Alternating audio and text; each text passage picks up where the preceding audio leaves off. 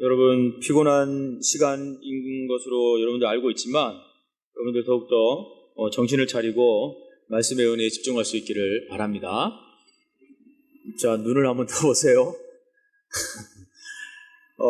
제 말씀의 제목은 마음의 안전장치라는 제목으로 함께 은혜를 나누고자 합니다.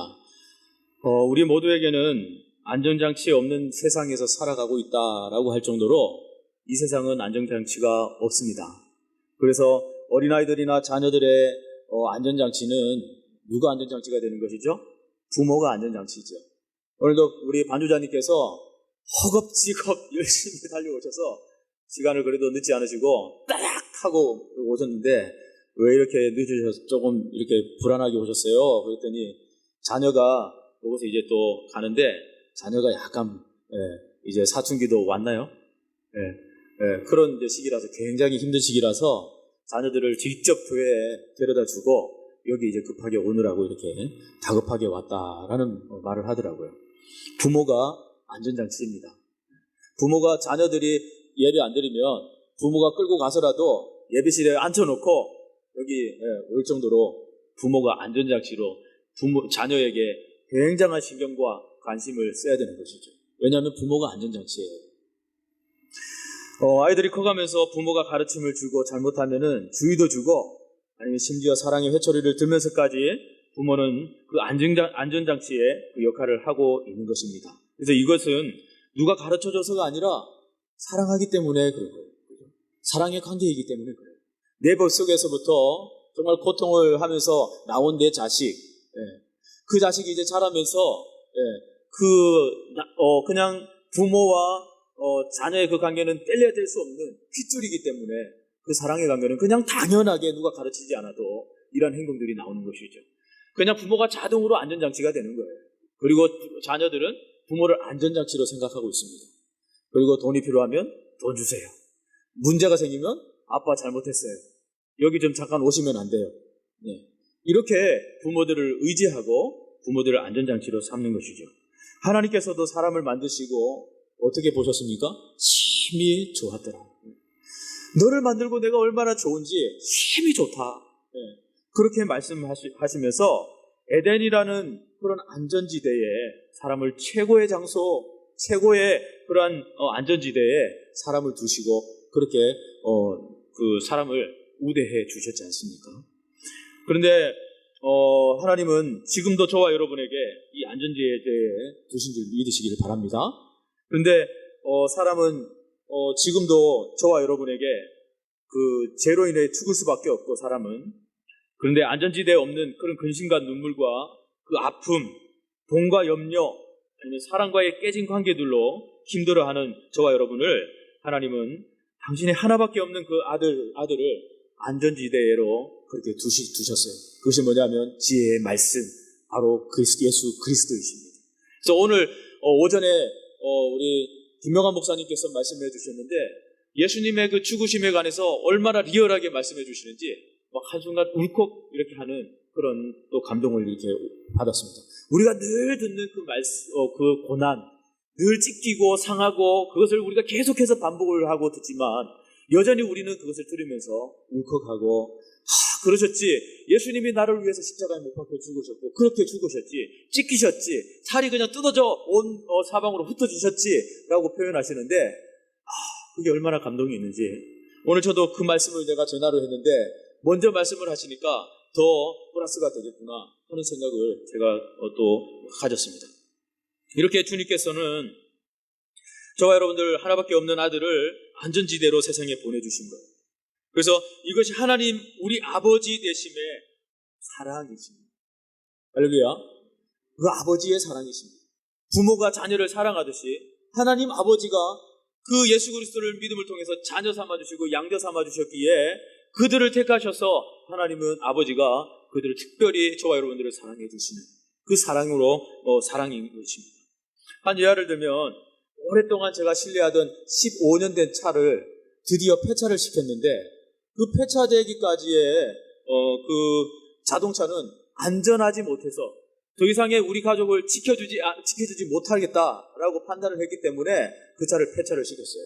저는 20년 타려고 그랬거든요. 그 고물을요, 제가 돈을 들여가지고요 더 투자를 했어요. 왜냐하면 투자를 해야 돈이 아까워서라도 타니까. 그래서 투자를 했는데 더 이상의 차가 우리 가족의 안전장치가 되지 못했어요.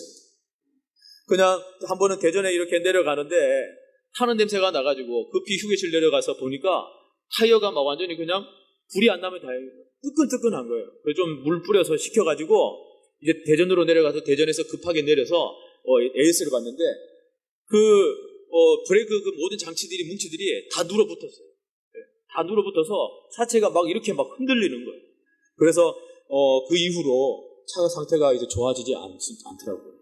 이제 시동을 걸으면 사람이 밀어가지고 타서 걸렸어 빨리 타 해서 그렇게 가가지고 하고, 또 한 번 말한 것처럼 대형 마트에서 그렇게 걸려가지고 사람들이 그렇게 많은데 밀어가지고 타서 타서 그냥 이렇게 갔어요. 근데 얼마나 또 마트가 여름에 덥습니까? 에어컨은 안 돼요.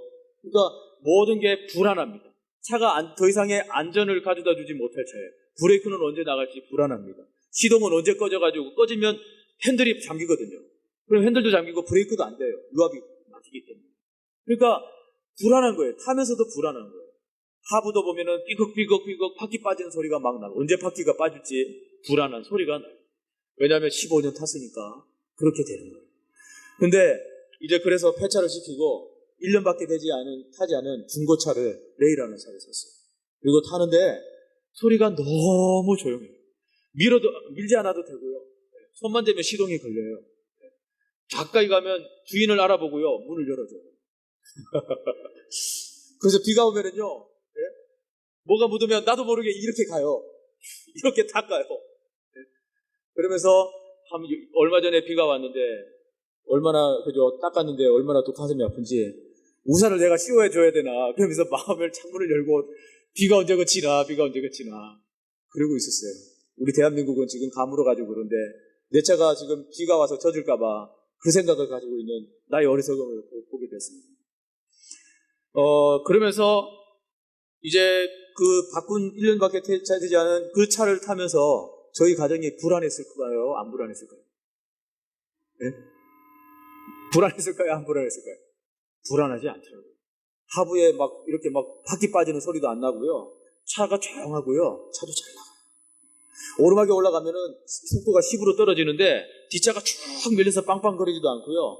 올여름에도 휴가 가는데 그냥 쭉 달렸어요. 그렇게 차가 잘 나가요. 그래서 여기서 말할 것은 뭐냐면 차가 안전하다라는 것이죠. 먼저 차는 안전하지 못했는데 지금은 그나마 안전하다는 거예요. ABS 브레이크도 있고요. 에어백도 있었어요. 안전해요. 그만큼 우리의 안전장치가 되어주는 것이 지금에 있는 차라 생각합니다. 이와 마찬가지로 저와 여러분들은 안전장치가 확실해야 되는 것입니다. 안전장치가 불안하면 누가 그 차에 타고 누가 그 차에 운전을 하려고 하겠습니까? 그렇지 않습니까? 그런데 우리의 신앙도 안전장치가 있습니다. 우리의 마음에도 안전장치가 있어야 됩니다. 우리 자녀들은 마음적으로 안전장치가 고장나 있습니다. 멈추려 해도 멈춰지지가 않습니다. 핸드폰을 수도 없이 하기 때문에 먼저도 일부 예배도 말씀드렸지만 그 자녀가 수련회 15일 포럼으로 갔는데 너무나 게임하고 싶으니까 그 게임기를 그려가지고 이걸 위로 삼는 거예요. 이렇게 게임기를 그려가지고 자판을 그려서. 그만큼 중독에 걸려있는 그러한 세대들이 멈춰지지 않는, 브레이크가 없는 그러한 세대들이 우리 다음 세대들인데 저와 여러분들도 이와 마찬가지라 생각합니다. 우리의 마음들이 멈춰지지 않는 부분들이 무엇인지를 오늘 시간에 저와 여러분들이 봐야 되지 않겠습니까? 그렇지 않습니까? 그래서 오늘 본문을 통해서 이 마음의 안전장치, 그리고 본문은 어떤 것으로 멈춰지지 않는가, 그런 부분들을 우리가 한번 살펴보고자 원하는 것입니다. 그래서 로마서 12장 2절 말씀에 이렇게 말씀합니다. 너희는 이 세대를 본받지 말고 오직 마음을 새롭게 함으로 변화를 받아 하나님의 선하시고 기뻐하시고 온전한 뜻이 무엇인지 분별해라. 세상은 에덴 동산의 범죄와 타락 이후에 안전지대가 없는 것입니다. 안전지대는 없습니다. 그래서 로마서 3장 9절에서 18절의 말씀에 사람은 다 죄 아래 있다. 의인은 없나니 한 생명도 없다라고 그렇게 안전지대가 없음을 말씀해 주고 있습니다. 그래서 9절에서 18절까지 한번 읽어보면 그러면 어떠하냐? 우리는 나으냐? 결코 아니라 유대인이나 헬라인이나 다 죄 아래 있다고 우리가 이미 선언하였느니라. 기록된 바 의인은 없나니 하나도 없으며 깨닫는 자도 없고 하나님을 찾는 자도 없고 다 치우쳐 함께 무익하게 되고 선을 행하는 자는 없나니 하나도 없도다. 그들의 목구멍은 열린 무덤이요 그 혀로는 속임을 일삼으며 그 입술로는 독사의 독이 있고 그 입에는 저주와 악독이 가득하고 그 발은 피 흘리는 데에 빠른지라. 파멸과 고생이 그 길에 있어 평강의 길을 알지 못하였고 그들의 눈앞에 하나님을 두려워함이 없느니라 한것 같으며 멈추지 않는 브레이크 없는 그 죄인들의 모습들을 보여주고 있습니다. 이것이 우리들의 모습 아닙니까? 그렇죠? 멈추지 않는 우리의 죄, 멈추지 않는 브레이크 없는 우리의 마음, 우리의 신앙, 그런 모습들을 우리가 바라볼 수 있기를 바랍니다. 왜냐하면 이 땅에 의인은 없나니 한 생명도 없고 우리는 다 죄인이기 때문에 그렇습니다. 죄를 가진 신분의 우리들은 브레이크를 우리 스스로 걸 수가 없습니다. 우리 스스로 제동을 걸 수가 없습니다. 그래서 우리는 늘 불안합니다. 서로를 바라볼 때 늘 불안합니다. 언제 넘어갈지, 언제 죄를 지을지, 언제 화를 낼지, 언제 내 감정이 폭발할지 우리는 늘 불안하고 부부의 관계에서도 언제 흔들릴지, 언제 부부싸움이 생길지, 어디까지 내가 참아야 되는지, 그죠? 이런 것을 보면서 우리는 늘 불안합니다. 그러면서 우리는 나는 죄인이구나 하는 것을 깨달아야 되는 거죠. 그죠? 나는 죄인이기 때문에 그럴 수밖에 없고 나의 이 죄된 신분을 누가 멈추어 줄 수 있으리요? 그것은 지혜자인 말씀 예수 그리스도밖에 없다는 것이죠. 디모데후서 3장 16절 17절 말해요. 모든 성경은 하나님의 감동으로 된 것으로 교훈과 책망과 바르게 함과 의로 교육하기에 유익하니 이는 하나님의 사람으로 온전하게 하며 모든 선한 일을 행할 능력을 갖추게 합니다. 모든 성경은 하나님의 감동으로 된 것이래요. 그러면서 이렇게 성경은 우리에게 말씀한 것처럼 하나님은 모든 사람의 감동이 있고 좋은 길로 갈 수 있도록 말씀의 지침서가 됩니다. 이분이 바로 예수 그리스도요 그 지혜자의 말씀입니다. 그러나 그 중에 잠언서는 저와 여러분을 더 안전한 지대로 인도하는 그런 잠언서라는 것을 기억해야만 합니다. 그래서 잠언서에는요 여호와라는 그런 단어가 이름이 87번이나 나옵니다. 여호와라는 이름. 성경 전체에서 정말 굉장히 많은 비중을 둔 여호와라는 이름이 87번이나 거론되어 있을 정도로 잠언서는 하나님에 관해서, 여호와에 관해서, 그리고 여호와의 관계에 관해서, 또 여호와를 위해서 어떻게 내가 살아가야 될지를 그러한 상론들을 잘 이야기해주고 있는 부분이 우리 잠언서입니다. 그래서 잠언서 1장 7절에 여호와를 경외하는 것이 지식의 근본이다. 미련한 자는 지혜와 훈계를 멸시합니다. 경외하는 자는 지식의 근본적인 삶을 따릅니다. 그래서 오늘 김영호 목사님 이 부분을 말씀해 주는데 계속 말씀이 내가 준비한 말씀하고 너무나 비슷한 거예요. 그래서 감사하다. 하나님 감사합니다. 들으면서 막 계속 감사합니다. 계속 또 말씀을 들으면서 우리가 하나님이 무엇을 말씀해 주시는지를 확실히 오늘 이 주일에 알려주셔서 너무나 감사합니다. 그 기도를 저기 앞에서 했어요. 여러분, 하나님은요, 너희들이 나를 경외해라. 여호와인 나를 경외해라. 그 지식이. 그러나 미련한 자는 지혜와 훈계를 멸시하는데 너희가 왜 나를 멸시하고 훈계하느냐 라고 말씀하고 있는 그 하나님의 음성을 들으시길 바랍니다. 잠언서 31장 30절에는 고운 것도 거짓되고 아름다운 것도 헛되나 오직 여호와를 경외하는 자는 칭찬을 받을 것이다. 이 부분은 무엇을 말씀하는지 아십니까? 1절에도 여호와를 경외하는 것이 지식의 근본입니다. 마지막 31절 마치는 그 장에도 고운 것도 거짓되고 아름다운 것도 거짓되지만 여호와를 경외하는 여자는 칭찬을 받을 것이다. 경외로 시작해서 경외를 마치는 것이 잠언서입니다. 그래서 저와 여러분들이 시작이 경외로 시작하고 또 잠언서가 31장을 마무리하는 것처럼 우리의 인생도 하나님의 경외함으로 우리의 인생을 마무리하고 천국을 예비하면 그 천국의 길을 갈 수 있는 저와 여러분들이 되어야 되는 것이죠. 경외함을 깨지 말라는 거예요. 우리의 시작과 마무리가 그 경외를 깨지 말라는 거예요. 늘 너희는 경외함으로 살아라고 말씀하고 이것이 지식의 근본이니까. 그래서 그리고 먼저 원론 1장에서 9장은요 원론에 관해서 말씀하고 있습니다. 근본되는 이론을 말씀하고 있어요. 그러면서 10장에서 31장까지는 상론을 말씀하고 있습니다. 이는 마치 사도 바울이 로마서에서 먼저 이렇게 말씀할 때 어떤 거 먼저 말씀하죠? 교리적인 부분을 조목 교리적인 부분을 다 말씀해요.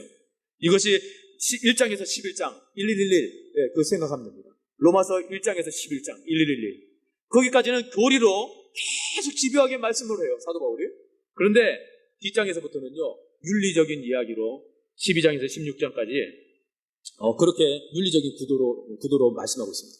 그러니까 마치 잠언서도 이 로마서와 같이 상론과 이 원론과 상론이 이렇게 연결되어 있고 그렇게 처음에는 원론으로 이루어졌지만 교리로 이루어지다가 윤리로 이루어지는 그런 구도로 그렇게 진행되고 있는 것입니다. 예. 그래서 이 전체적인 구도를 여러분들이 가지고 이 잠언서를 읽어야만 경애로 시작해서 경애로 마치는 것이구나. 우리가 어떻게 하면 경애할 수 있는 것인가? 미혹하는 자는 경외함을 깨는 것이구나.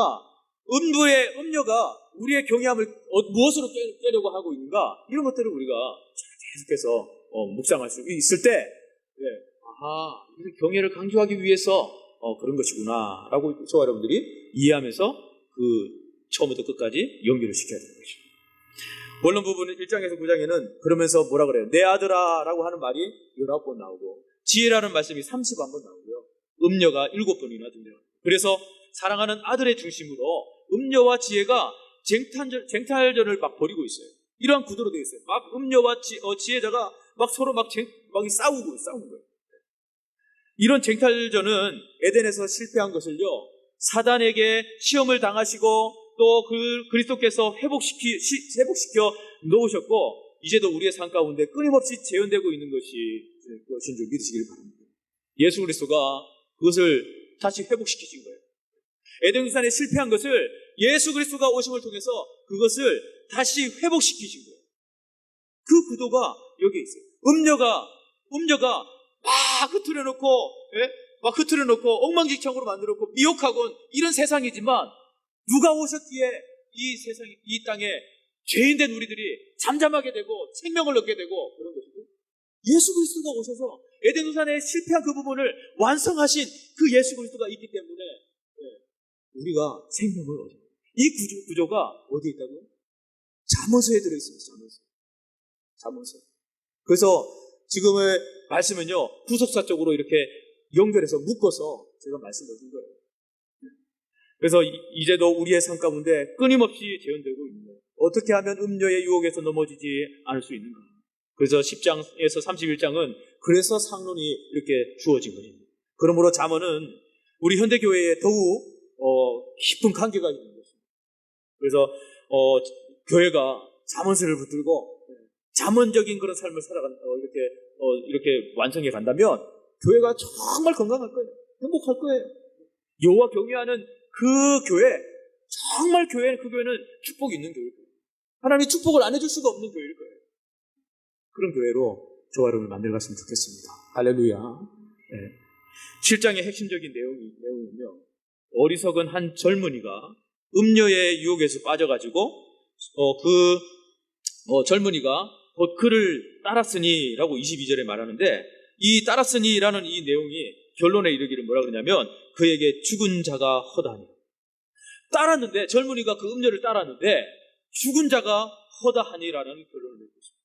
그 집은 수월의 길이라 사망의 방으로 내려가느냐 26절 20절에 그렇게 결론을 맺어요. 이 말씀은 무슨 뜻이냐면 이 세상은 안전장치가 없다라는 것을 확인시켜주고 있는 그 말씀입니다. 안전장치가 없다. 사망으로 갈 수밖에 없는 그런 세상이다. 마귀는 어떻게 해서든 미혹하고 혼미하게 만들어서 수월의 길, 사망의 방으로 끌어 들어갑니다. 똑똑한 자는 똑똑한 곳으로 미혹되어서 그 똑똑한 곳으로 넘어가고요. 아니면 미련하고 게으른 자는요, 미련하고 게으른 곳으로 넘어뜨리는 것이 바로 사단인 것입니다. 그래서 이 세상은 안전지대가 그렇다면 잠언서는 우리에게 안전지대는 무엇이라고 말씀하고 있는가? 무엇이라고 말씀하고 있는가? 1장에서 6장까지를 세 마디로 우리 요약할 수가 있는데 사랑하는 아들에게 이렇게 말해. 하나님을 경외해. 지혜가 제일이다. 음녀의 유혹에 빠지지 말라. 이 말씀입니다. 한번 따라해 볼까요? 하나님을 경외하라. 지혜가 제일이다. 음녀의 유혹에 빠지지 말라. 이 세 가지를 명심할 수 있기를 바랍니다. 그래서 7장은요, 음녀에 대한 확대를 하고 있습니다. 7장은요. 그리고 8장은 지혜에 대한 확대를 더 키워가고 있어요. 그리고 9장에는 지혜와 음녀를 대조해서 보여주면서 원리적인 그런 결론을 맺고 있는 것이 바로 7장에서 9장, 오늘 본문과 그렇게 연관된 말씀인 것입니다. 이 맥락에서 7장, 9장이 잠언서의 중심부라는 것을 그래서 우리가 알 수 있는 겁니다. 잠언서의 중심부가 몇 장이요? 7장에서 9장의 말씀. 그래서 그 장에다가요, 7장 동그라미 칠하게 이렇게 좀 해놓으시면, 이건 정말 중요한 것이구나, 핵심적인 장이구나, 여러분들이 기억하시고 그것만 나오면 더 깊이 묵상을 하세요. 그리고 그것을 먼저 깊이 묵상하고 1장부터 31장까지 쭉 또 매일같이 한 장씩 나가시면 여호와 경외하기를 지치지 않고 더 힘을 얻을 수 있는 줄 믿습니다. 결론은 이 땅에서는 안전지대는 없다. 그러나 그에게 죽은 자가 허다하니라. 그 짐은 음부의 길이라 사망의 방으로 내려가느니라 했지만은 7장에서 말하고자 하는 의도와 결론은 너도 이렇게 되지 않기 위해서는 내 명령을 마음판에 새기라. 지혜에게 너는 내 누이라, 내 가족이라 할 정도로 사모하고 친근히 그렇게 대해라라고 말씀하고 있습니다. 우리 한 친구에게도 말을 했지만 갈증이 필요하다.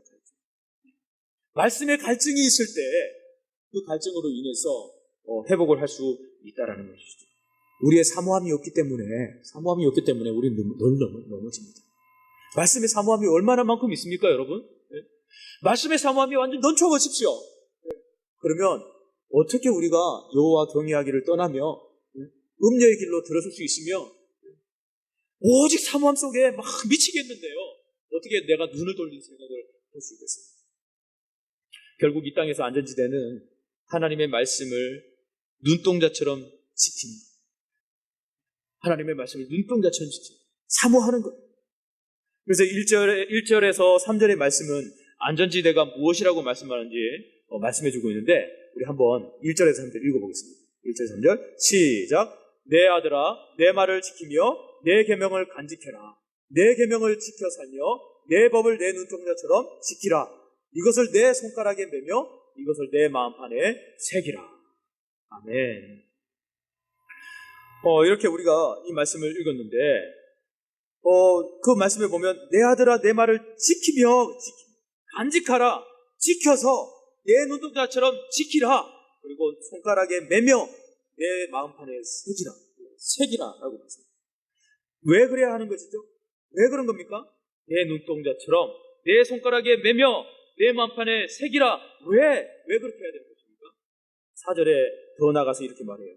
지혜에 너는 내 누이라, 명철에게 너는 내 친족이라 하라. 이렇게 말씀하고 있습니다. 이렇게 우리가 마음판에 새길 정도로 그렇게 하나님 말씀에 집중하고 사모함이 있어야 너희가 넘어가지 않는다라고 말씀합니다. 내 친족처럼, 내 누이처럼 그 말씀을 받아들이고, 내 자식처럼요, 내가 낳은 피줄처럼요, 내 친족처럼 그렇게 사모함이 있어요. 그래야 우리가 넘어가지 않는 것입니다. 그리고 다음 장에는 더욱 확신하게 되겠습니다만은 잠언이 증언하고 있는 이 지혜가 무엇인가? 고린도서 1장 24절에 사도 바울은 지혜를 이렇게 표현하고 있습니다. 오직 부르심을 받은 자들에게는 유대인이나 헬라인에게나 그리스도는 하나님의 능력이요 하나님의 지혜니라 라고 말씀합니다. 지혜를 이렇게 표현했어요. 부르심을 받은 자들에게 유대인이나 헬라인에게나 그리스도는 하나님의 능력이다, 그리스도는 하나님의 지혜다 라고 말씀합니다. 그래서 잠언서를 읽을 때 그 말씀은, 지혜자는 누구요? 그리스도다. 고린도서 1장 30절에 말합니다. 너희는 하나님으로부터 나서 그리스도 예수 안에 있고 예수는 하나님으로부터 나와서 우리에게 지혜와 외로움과 거룩함과 구원함이 되셨나니. 그렇게 말씀합니다. 사도 바울은 지혜가 누구를 말씀한다고 고백합니까? 그리스도는 하나님의 능력이요 지혜다. 그리스도가 지혜라고 말씀하고 있는데, 또 너희는 하나님으로부터 낳았기 때문에 그리스도 안에 있고 예수 그리스도는 우리에게 지혜와 거룩함과 구원이 되시는 그런 안전지대라. 결국 이 땅에서 안전지대는 누구라고 말씀하고 있는 것입니까? 예수 그리스도. 나는 길이요 진리요 생명이다. 이분이 바로 누구십니까? 바로 예수 그리스도. 5절 말씀에 우리 한번 읽어볼까요? 5절 시작. 그리하면 이것이 너를 지켜서 음녀에게 말로 흐리는 이방 여인에게 빠지지 않게 하리라. 그리하면 빠지지 않게 하리라. 지킬 때, 사모할 때, 그러면 빠지지 않게 하리라. 그리스도를 정확하게 이해하고 경외를 정확하게 이해하고 그것을 우리가 경외를 잃어버리지 않으면 뭐라고 말씀합니까? 5절 읽으면 그리하면 이것이 너를 지켜서 음녀에게 말로 호리는 이방 여인에게 빠지지 않게 하리라. 결국 이 땅에 안전지대는 없는 것입니다. 1절에서 3절의 말씀은 두 가지를 말씀합니다. 지혜를 사모해라. 그리하면 음녀에게 빠지지 않게 된다. 지혜의 말씀을 사모하십시오. 말씀의 갈증이 없이 은혜 또한 없는 것입니다. 말씀의 사모함 없이 예배는 즐겁지 않습니다. 사모함이 없는데 언제까지 피하고 쫓겨다니듯 예배를 드리시옵니까? 말씀에 더욱더 사모하시기를 바랍니다. 6절에서 23절까지의 말씀은 말씀을 사모하지 않게 되면 어떻게 되는가를 보여주고 있습니다. 이제 이 뒷장부터 더 중요한 부분인데요. 6절에 보니까 내가 내 집 들창으로 살창으로 내어보다가 라는 묘사는 참으로 좀 의미심장한 표현이라고 할 수가 있습니다. 왜냐하면 5장 21절에 보니까 대저 사람의 길은 여호와의 눈앞에 있나니 하고 말씀하고, 또 15장 3절에서도 여호와의 눈은 어디서든지 악인과 선인을 감찰하신다라고 말했거든요. 그럼에도 불구하고 어리석고 지혜 없는 이 젊은이는 들창으로 살창으로 내다보다가 어디에 있게 되었어요? 8절에서 9절 함께 우리 한번 읽어보겠습니다. 8, 9절 시작. 그가 거리를 지나 음녀의 골목 모퉁이로 가까이 하여 그의 집으로 가는데 저물 때 황혼 때 깊은 밤 흑암 중에라. 음녀가 도사리고 있는데, 음녀가 어리석은 자 중에 젊은이 가운데 한 지혜 없는 자를 탁 이렇게 관찰하고 보았습니다. 그런데 그가 거리를 지나 음녀의 골목 모퉁이로 가까이 하다가 그 집으로 들어가게 되었어요. 그리고 저물 때 황혼 때 깊은 밤 흑암 중이다 라고 말씀하고 있습니다. 이 8, 9절 우리 거기 보면 그가 거리를 지나 음녀의 모퉁이로 가까이에서 그 집 쪽으로 가는데 저물 때 황혼 때 깊은 밤 흑암 중이라 했는데, 마음의 안전장치가 고장이 나면 보지 말아야 할 것이 보이게 됩니다. 보지 말아야 할 것이 보이게 됩니다. 유혹을 당하지 않아야 될 것들이 그 음녀가 기다리고 있는데 올컨이 잘 됐다. 올컨이 잘 됐다. 음녀가 음녀인 줄을 하기사 위장을 하고 포장을 하고 아름답게 보이고 그렇게 했기 때문에 그가 넘어갔겠죠. 그죠? 그런데 그 속에 그냥 넘어갔다는 거다. 왜 그렇습니까? 안전장치가 없기 때문에. 말씀의 안전장치가 없기 때문에. 지혜의 말씀을 사모하지 않기 때문에. 말씀의 필요성에 대한 갈증이 없기 때문에. 2장 16절에서도 이렇게 말해요. 지혜가 또 너를 음녀에게서 말로 호리는 이방 계집에서 구원하겠다. 이방 여인에게서 구원하리니. 5장 3절에서도 대저 음녀의 입술은 꿀을 떨어뜨리며 그 입은 기름보다 미끄러우나. 6장 24절에 말해요. 이것이 너를 지켜 악한 여인에게 이방 여인의 혀로 호리는 말에 빠지지 않게 주의하라. 그러므로 7절 말씀은 그냥 이 젊은이를 보았다고 말씀하는 것이 아닌 것입니다. 어리석은 자 중에 이 젊은이 가운데 한 지혜 없는 자를 보았다라고 말합니다. 이런 맥락에서 7장은 이제까지 경계에 대한 역할극과 같은 거예요. 이 8절 9절 우리 한번 읽어보겠습니다. 8절 9절 시작. 그가 거리를 지나 음녀의 골목 모퉁이로 가까이 하여 그의 집 쪽으로 가는데 저물 때 황혼 때 깊은 밤중에라. 이 또한 의미심장 표현하는 것이죠. 왜냐하면 2장 13절에서 이 무리는 정직한 길을 떠나서 어두운 길로 행하며 하고 말씀하고 있기 때문입니다. 4장 18절 19절 우리 보면 의인의 길은 도는 햇볕 같아서 크게 빛나 한낮에 광명에 이르거니와 악인의 길은 어둠 같아서 그가 걸려 넘어져도 그것이 무엇인지 깨닫지 못한다. 근데 본문을 보니까 저물 때, 황혼 때, 깊은 밤, 흑암중이라고 점점 어두움 속으로 빠져들어가는 것으로 그렇게 표현하고 있는 것입니다. 사무엘상 3장 1절 3절을 말씀해 보면은요, 이 사사시대의 마지막 말기의 영적 상태를 우리가 보고 있는데, 그때 영적 상태가 사무엘이 엘리가 정상적인 것이 아니죠. 눈이 어두워서, 영적인 눈이 어두워서 보지 못하는 상황이 됩니다. 그러니까 아이 사무엘이 엘리 앞에서 여호와를 섬길 때에는 여호와의 말씀이 희귀하여 이상이 흔히 보이지 않았더라. 흔히 보이지 않았다, 이상이. 근데 엘리의 눈이 점점 어두워가서 잘 보지 못하는 그때에 그가 자기 처소에 누웠고 하나님의 등불은 꺼지지 아니하였으며 사무엘은 하나님의 궤에 있는 여호와의 전에 누웠다. 눈에 안 보이는 거예요. 영안이 보이지 않는 거예요. 영안이 눈이 어두워진 거예요. 그러니까 점점 어두워지는 거예요. 여호와의 말씀이 어두워지면 보지 못하는 거예요. 보지 못하는 거예요. 내 상황을 보지 못해요. 내가 가는 길이 죄악인지 음녀가 나를 홀리는 건지 내가 모르는 거예요. 왜요? 마치 엘리가 눈이 영안이 어두워지는 것처럼 이 말기의 사사시대의 말기의 영적 상태가 점점 흐려지는 것처럼 그렇게 우리의 상태도 그렇게 되는 거죠. 이 역사를 통해서 우리 보지 않습니까? 10절에서 12절 말씀에 그때의 기생의 옷을 입은 강교한 계집이 여인이 그를 맞으니 이 여인은 떠들며 완악하며 그의 발이 집에 머물지 아니하여 어떤 때에는 거리, 어떤 때에는 광장, 모퉁이마다 서서 사람을 기다리는 자. 이는 사탄의 특성을 그대로 나타내는 표현이죠. 어디에서나 유혹은 있다. 시험은 있다. 그래서 어디에서나 있기 때문에 우리는 안전지대가 없어요. 욥기서 1장 6, 7절에 보면은 하나님께서 사탄에게 내가 어디 있느냐 하고 그렇게 물으시니까 뭐라 그러냐면요. 땅에 두루 돌아 여기저기 다녀왔나이다 라고 사탄이 이야기해요. 그래서 사탄은 뭐예요? 땅에 여기저기 다니는 그런 자예요. 어디에서나 다니는 자이기 때문에 우리는 이 땅에서 안전지대에 살 수가 없는 것입니다. 왜냐하면 사탄은 여기저기 다니면서 넘어뜨릴 자를 그냥 분명하게 넘어뜨리거든요. 우리는 분명하게 또 넘어가고요. 그런 자가 사단이라고 욥기서에 말씀하고 있지 않습니까? 베드로전서 사도 바울은 베드로전서 5장 8절에서 그래서 이렇게 말해요. 근신하라 깨어라 너희 대적 마귀가 우는 사자같이 두루다니며 삼킬 자를 찾는다. 우리 13, 14절을 우리 한번 읽어보겠습니다. 13, 14절 시작. 그 여인이 그를 붙잡고 그에게 입맞추며 부끄러움을 모르는 얼굴로 그에게 말하되 내가 화목제를 드려서 서운한 것을 오늘 갚았노라. 이 부분이 저는 너무너무 안타까워요, 여러분. 너무너무 마음이 찢어져요. 예배의 부분인데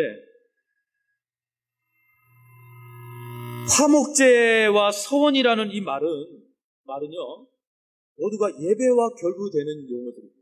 그죠? 예배와 결부되는 용어들이에요.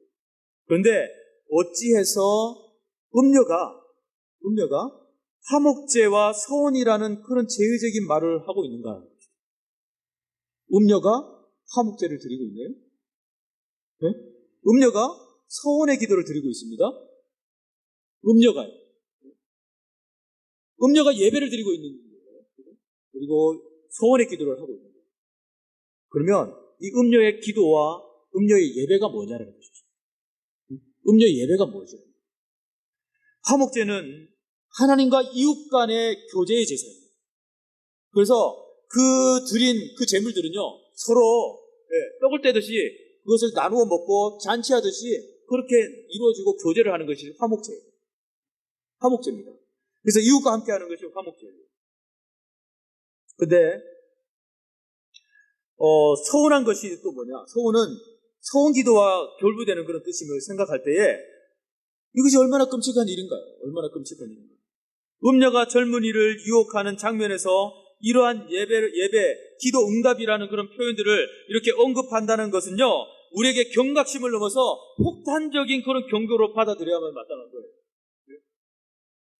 왜냐하면 강교한 여인은 젊은이와 행음하는 것을 기도 응답으로 여기고 있기 때문이에요. 기도 응답으로 여기고. 그럼 어떤 기도를 하고 있는 거예요? 하나님, 제가 내 마음을 홀길 때에 하나님께서는 저 젊은이가 그냥 이렇게 쉽게 나에게 넘어오게 해주셔서 희락과 기쁨과 성적인 그러한 교감을 느끼게 해주십시오. 이런 기도를 드리고 있는 거예요. 이해가 가십니까? 이것을 화목제를 드리고 있는 거예요. 예배를 드리고 있단 말이에요. 이해가 가십니까? 정말 통탄할 노릇이죠. 그죠? 그 젊은이가 행음하게 해주시면 제 일생을 바치겠습니다 하는 그런 기도 아니겠습니까? 이 장면은 우리의 기도가 하나님의 뜻대로 드려지고 있는가를 생각하고 해보게 하는 거예요. 우리의 기도가 만약 이런 기도가 아닌가, 이런 기도. 하나님은 원하시지 않는데, 하나님은 예배를 이런 식으로 받지 않으시는데, 우리의 예배는 음녀와 같은 예배를 드리고 음녀와 같은 서원을 하고 음녀와 같은 그런 기도를 통해서 이루어 주셨다. 이건 하나님의 응답이다. 근데 우리의 죄의 부분, 잘못된 부분, 그런 부분을 우리가 구하고 있는데 하나님이 들어주셨어. 기뻐하고 희락을 느낀다면 그것은 하나님이 주신 응답인가?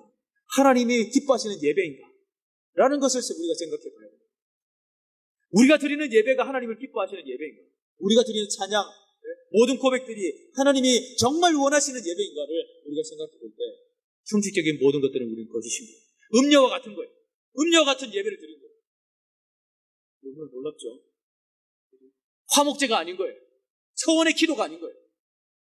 화목제는 하나님과 교제, 이웃과의 교제, 진정한 그런 기쁨의 교제 나누는 그러한 제사입니다. 하나님께 드리는 그런 기쁨의 제사예요. 그 기쁨의 제사가 음녀처럼 드려진다면 이건 큰 교회가 하나님께 경외가 아니라 책망받을 그런 일 아니겠습니까? 그죠? 교회마다 이런 예배를 드리고 있다면 얼마나 통탄할 노릇인지요. 그죠? 그냥 보이기 위한 찬양, 그냥 기교적인 찬양, 기교적인 우리 찬양의 고백.